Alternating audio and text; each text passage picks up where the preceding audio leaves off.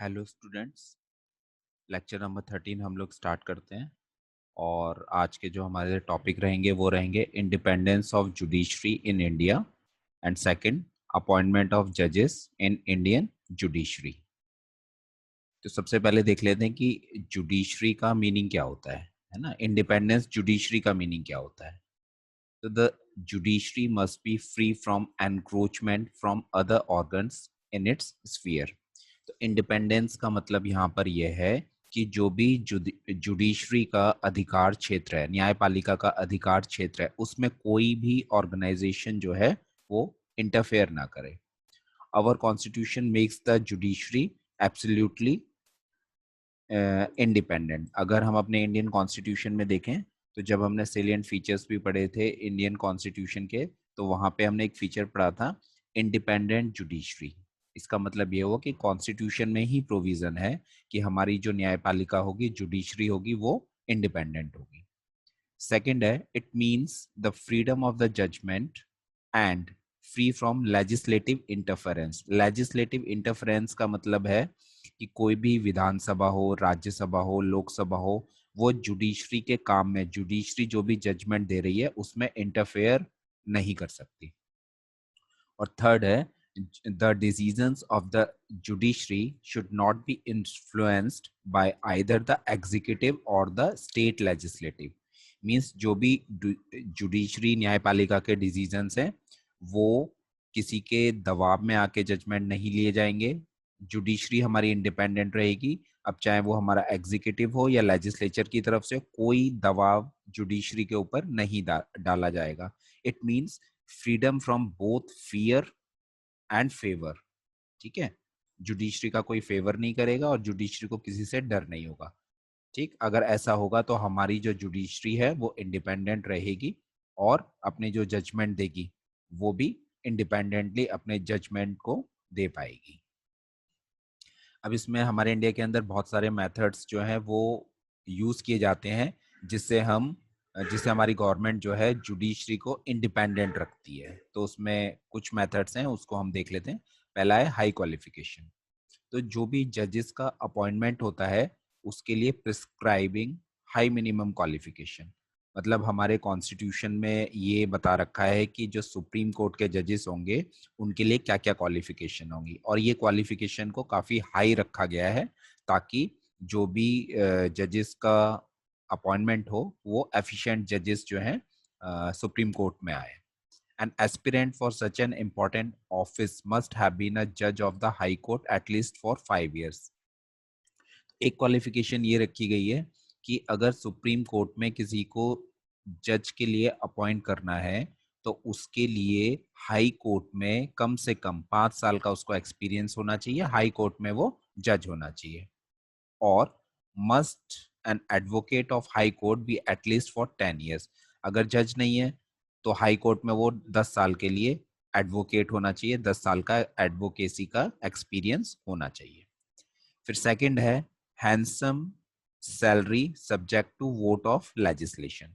इनको जो हमारे इंडिया के अंदर जज हैं उनको काफ़ी अच्छी सैलरी दी जाती है, हाई पेड सैलरी है, क्योंकि ये अपने स्टेटस और डिग्निटी को मेंटेन कर सकें। क्योंकि अगर इनको सैलरी अच्छी दी जाएगी, उसके अलावा कई तरह की फैसिलिटी दी जाएंगी, तो जहाँ पे करप्शन वाले केसेस आएंगे या कुछ करप्शन करने के चांस बनेंगे, क्योंकि ऑलरेडी हाई सैलरी मिल रही है, तो उस केस में करप्शन होने के चांसेस कम होंगे।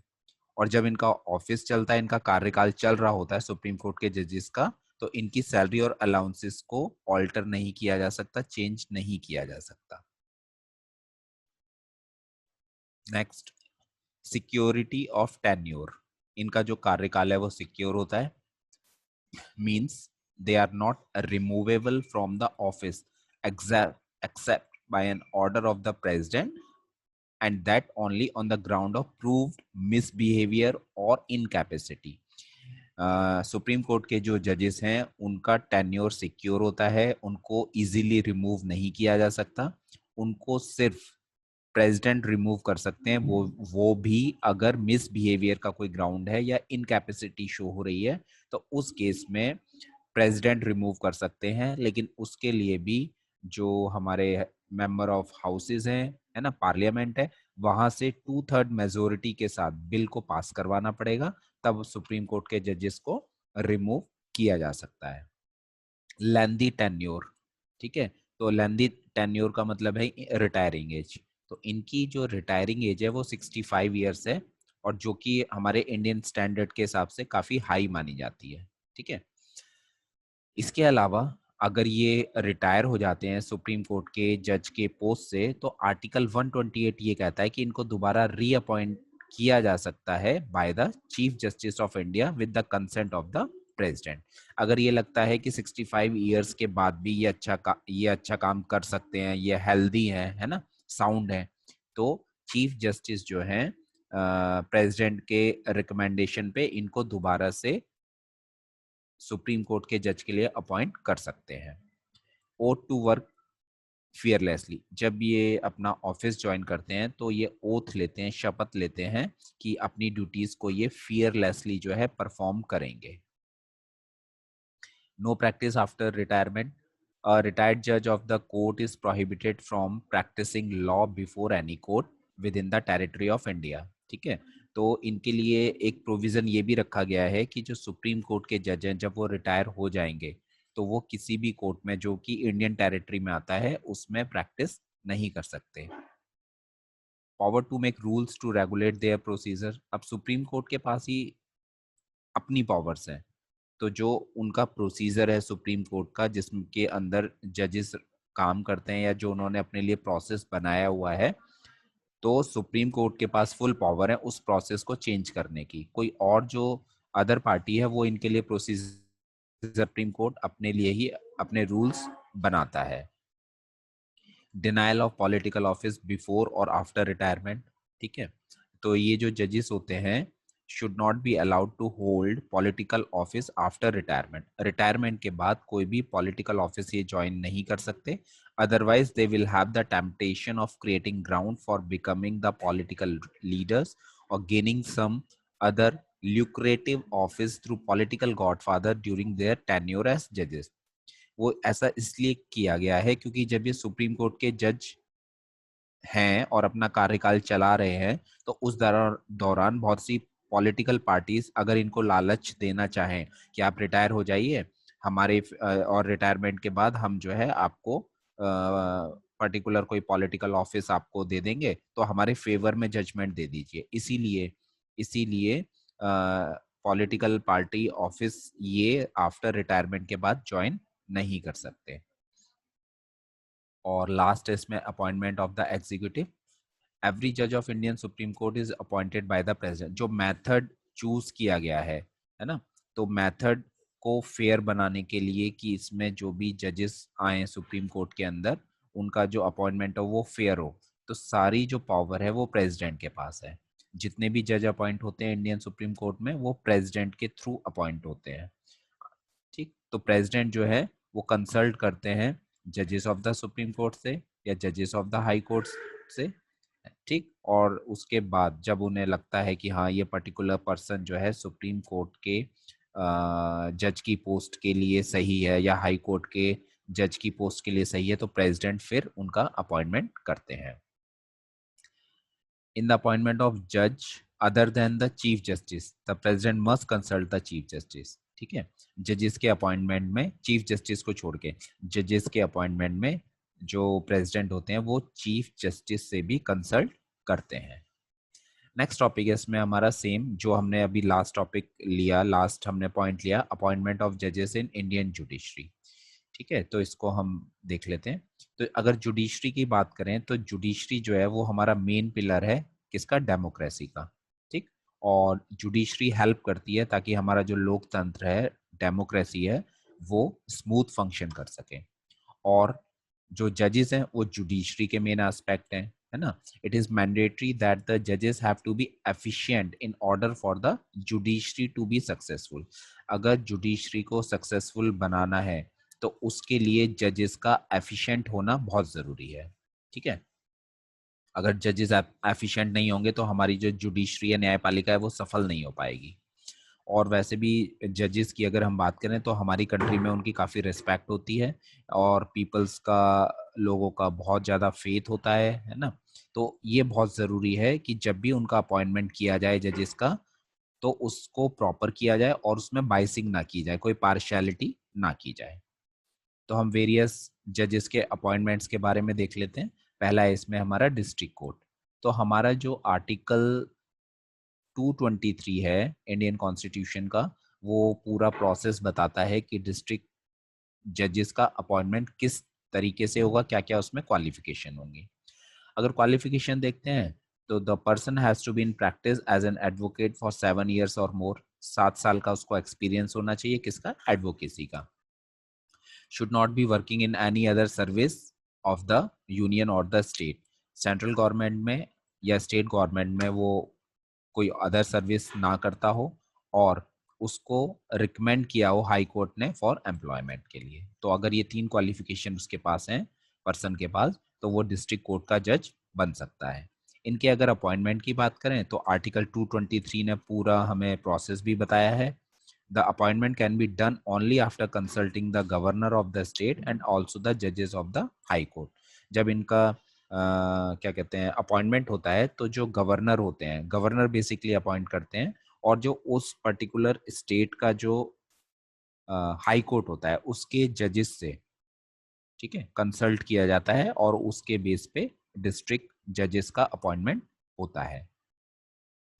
नाउ हाई कोर्ट की बात करते हैं अगर हम, तो क्वालिफिकेशन इसमें देख लेते हैं। इंडियन सिटीजन होना चाहिए, have held a judicial office in the territory of India for at least 10 years। Judiciary के अंदर 10 years का एक्सपीरियंस होना चाहिए और have been advocate in the high court for at least 10 year, या 10 साल का एक्सपीरियंस हो हाई कोर्ट के अंदर, किसका, एडवोकेट का। तो आर्टिकल 217 जो है पूरा प्रोसीजर हमें बताता है कि हाई कोर्ट के जजेस जो होते हैं उनका अपॉइंटमेंट किस तरीके से होगा। तो हाई कोर्ट के जजेस को अपॉइंट प्रेसिडेंट करते हैं, उनके सिग्नेचर से ही हाई कोर्ट के जजेस जो हैं अपॉइंट होते हैं। और अपॉइंटमेंट होने से पहले जो प्रेसिडेंट होते हैं वो चीफ जस्टिस ऑफ इंडिया और गवर्नर ऑफ स्टेट से कंसल्ट करते हैं। इनकी जो रिटायरिंग एज होती है वो 62 ईयर्स होती है और ये गवर्नर के सामने बेसिकली क्या करते हैं, ये ओथ लेते हैं। ओथ जो आर्टिकल 219 में दी गई है, शपथ लेते हैं और शपथ लेके ये अपने ऑफिस को ज्वाइन करते हैं। लास्ट सुप्रीम कोर्ट के जजेस का अपॉइंटमेंट किस तरीके से होता है, तो प्रोसीजर जो है आर्टिकल 124 में गिवन है। आर्टिकल 124 में पूरा समझाया गया है कि सुप्रीम कोर्ट के जजेस का अपॉइंटमेंट किस तरीके से होगा। और आर्टिकल 124 ये भी कहता है ओनली 7 जजेस can be appointed in the supreme court. सिर्फ 7 जजेस को ही अपॉइंट किया जाता है एक टाइम पे। लेकिन अगर ये पार्लियामेंट को ये लगता है कि जजेस जो है कम या ज़्यादा हमें करने हैं या इंक्रीज करने हैं या डिक्रीज करने हैं ना, जैसा भी केस है, तो वो इंक्रीज और डिक्रीज पार्लियामेंट कर सकता है। द प्रेसिडेंट हैज द 7 से कम नहीं होंगे, बेसिकली इंक्रीज कर सकते हैं, मान लिया 10 कर दीजिए, फिर रिक्वायरमेंट नहीं है तो कम भी कर सकता है। The president has the power to appoint जजेस after consulting the chief justice of India, the other जजेस of the supreme court and also certain cases other जजेस of the high court. Supreme court के जजेस का जो appointment होता है वो प्रेसिडेंट करते हैं। प्रेसिडेंट उसके लिए चीफ जस्टिस ऑफ इंडिया से कंसल्ट करते हैं, या सुप्रीम कोर्ट के जो अदर जजेस होते हैं उनसे कंसल्ट किया जाता है, या कुछ सर्टेन केसेस में हाई कोर्ट के जो जजेस होते हैं उनसे भी कंसल्ट कर सकते हैं। आर्टिकल 124 के अंदर क्वालिफिकेशंस भी दी गई हैं, क्या क्या होनी चाहिए। दोस्तों सुप्रीम कोर्ट के जज के अपॉइंटमेंट के लिए क्वालिफिकेशन जो है इस प्रकार है, वो इंडियन सिटीजन होने चाहिए, एज 65 ईयर से ज़्यादा नहीं होनी चाहिए, और वो 1 और मोर हाई कोर्ट्स में 5 साल तक वो जज रहे हो तो उन्हें सुप्रीम कोर्ट के जज के लिए अपॉइंट किया जा सकता है। या हाई कोर्ट में वो 10 साल के लिए उन्होंने एडवोकेसी की हो, एडवोकेट रहे हो, या फिर प्रेसिडेंट की नज़र में वो डिस्टिंक्ट ज्यूरिस्ट हो, तो ऐसे लोगों को सुप्रीम कोर्ट के जज के लिए अपॉइंट किया जा सकता है।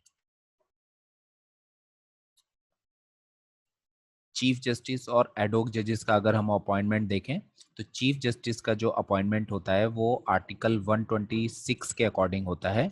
The president can appoint other judges of the court as acting chief justice when the office of chief justice is vacant and they are unable to perform their duties to various issues like health issues, है ना। तो acting chief justice किस case में appoint करेंगे, कार्यवाहक chief justice किस case में appoint करेंगे, जब जो हमारे मेन चीफ जस्टिस हैं उनके साथ उनकी कोई प्रॉब्लम है, हेल्थ इशू है, वो लीव पे चले गए हैं, है ना, या उनकी सीट वैकेंट हो गई है, तो उस केस में एक्टिंग चीफ जस्टिस को अपॉइंट किया जा सकता है। ये आर्टिकल 126 में मेंशन है। ऐसे ही सुप्रीम कोर्ट के जो एडहॉक बेसिस पे हम जजेस को रखते हैं तो उसके लिए आर्टिकल 127 है। एडहॉक जजेस can be appointed in various situation like when the quorum of the judges of the Supreme Court are not available। Quorum का मतलब है कि जितने जजेस चाहिए सुप्रीम कोर्ट में अगर उतने नहीं है तो उस केस में आर्टिकल 127 के अकॉर्डिंग एडहॉक जजेस को अपॉइंट किया जा सकता है। और ये जनरली कौन करते हैं, ये प्रेसिडेंट ऑफ इंडिया करते हैं। इसके लिए वो चीफ जस्टिस से कंसल्ट करते हैं। Then it is duty of the chief justice to appoint ad hoc जजेस with the concert of the president of India. Finally तो प्रेसिडेंट के सिग्नेचर होंगे, लेकिन इस केस में क्या होगा, एडहॉक जजेस के केस में जो चीफ जस्टिस हैं वो अपॉइंट करते हैं और प्रेसिडेंट के उस पर सिग्नेचर होते हैं। तो आज का लेक्चर हम इतना ही रखते हैं। Thank you.